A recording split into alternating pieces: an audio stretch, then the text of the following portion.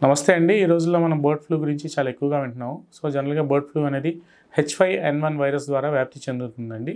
So, ఈ bird flu అనేది జనరల్‌గా ఏదైనా ఇన్ఫెక్టెడ్ బర్డ్స్ ద్వారా కానీ, లేదంటే ఏదైనా పక్షుల ద్వారా కానీ ఈ వైరస్ అనేది వ్యాప్తి చెందుతూ ఉంటుందండి. సో, జనరల్‌గా ఈ బర్డ్ ఫ్లూ వైరస్ అనేది జనరల్‌గా మానవులకి ఎంతవరకు హానికరం. సో, జనరల్‌గా ఈ బర్డ్ ఫ్లూ అనేది ఒక ఇన్ఫెక్టెడ్ వాటర్ ద్వారా కానీ, లేదంటే ఒక ఇన్ఫెక్టెడ్ పొల్యూటెడ్ ఎన్విరాన్మెంట్‌లో బర్డ్స్ అనేవి పెరగటం. సో, ఆ ఇన్ఫెక్టెడ్ బర్డ్స్‌ని మనం ఒకవేళ కన్జ్యూమ్ చేస్తే జనరల్‌గా ఈ బర్డ్ ఫ్లూ అనే వైరస్ మనకి హ్యూమన్ బీయింగ్స్ అంటే హెల్తీ హ్యూమన్ బీయింగ్స్‌కి సోకే ఛాన్స్ అనేది కనిపిస్తూ ఉంటుందండి.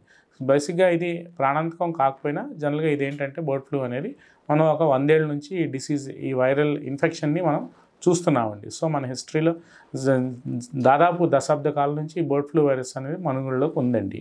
సో, బేసిక్‌గా ఈ బర్డ్ ఫ్లూ వైరస్ అనేది ఏమిటంటే జనరల్‌గా ఎవరైనా సరే హెల్తీ ఇండివిడ్యువల్స్‌లో దానికి పెద్ద లక్షణాలు అనేవి ఏవి కనిపించవు. సాధారణ జలుబు, దగ్గు లాగానే వైరల్ ఇన్ఫెక్షన్ లాగానే వస్తుంది. ఆటోమేటిక్‌గా ఒక 5-7 డేస్‌లో అవి వైరల్ ఇన్ఫెక్షన్ అనేది తగ్గిపోతూ ఉంటుంది. బేసిక్‌గా ఇది ఎవరైతే దీర్ఘకాలిక వ్యాధులు కానీ, లేదంటే ఇతరితర కోమార్బిడిటీస్ ఎవరైనా ఉండి, లేదంటే ఏజ్ ఓల్డ్ పీపుల్ ఉంటే కాస్త దగ్గున్నా, లేదంటే కొద్దిగా ఆయాసంగా ఉన్నా ఇమ్మీడియేట్‌గా మీరు ప్రాపర్‌గా ఒక జనరల్ ఫిజిషియన్‌కి అప్రోచ్ అయ్యి ట్రీట్మెంట్ అనేది తీసుకోవాల్సిన అవసరం ఎంతైనా ఉంటుందండి. సో, బేసిక్‌గా ఈ బర్డ్ ఫ్లూ అనేది ఏదైనా ఒక birds infected poultry infected birds అనేవి ఉండటం, లేదంటే ఒక ఫ్లాక్ ఆఫ్ బర్డ్స్ ఒక చోట చనిపోయి, లేదంటే ప్రాపర్‌గా అన్‌హైజీనిక్ ఎన్విరాన్మెంట్లో ఆ బర్డ్స్ అనేవి పెరగటం, లేదంటే ఏదైనా ప్రాపర్‌గా మనం కుక్ చేసుకోకపోయినా కొంతమంది హాఫ్ బాయిల్డ్ ఇంగ్రీడియంట్స్ అనేవి తింటూ ఉంటారు. సో, అట్లాంటి వాళ్ళలో కూడా జనరల్‌గా ఈ డిసీజ్ అనేది స్ప్రెడ్ అవుతూ ఉంటుంది.